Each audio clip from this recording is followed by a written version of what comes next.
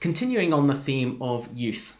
one of the things that you may well have heard of is the concept of fair use. Now, this is a concept that you can Google on the internet, and there are lots of myths and rumours about what it actually means. What it really comes down to is the interpretation of laws in different countries. Some countries, like the US for example, have this policy of fair use, which means that if you are using a piece of copyrighted material, albeit a book or a poem, a piece of music or a video, in certain limited situations, you don't have to get permission from the owner to use that.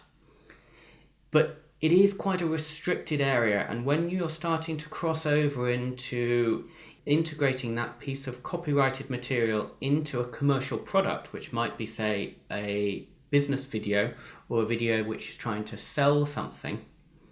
what you'll find is that very restricted fair use policy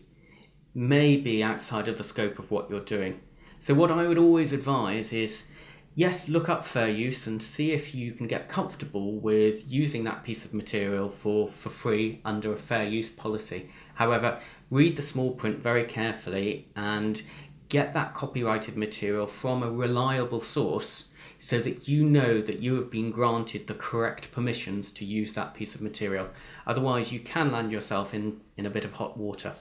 So consequences, it's a difficult area, that, because you can find yourself along a spectrum of consequences, both consequences that can impact on you financially or consequences that can impact on you commercially. Say, for example, the video that you've made being pulled from YouTube and taken down. That can cause embarrassment if you've made a video for a client, or it could just be that you've then wasted your time and money investing in producing that video. But the more serious consequences are when a company goes after you for infringement of copyright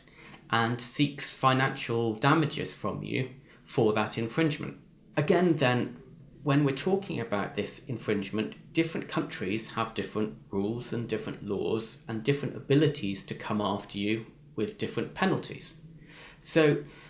my suggestion is, rather than get into that world where you are on the edge of that potential infringement, with the resources that are available to you today in stock music libraries, in stock footage libraries, in photo libraries, you should go to a source for this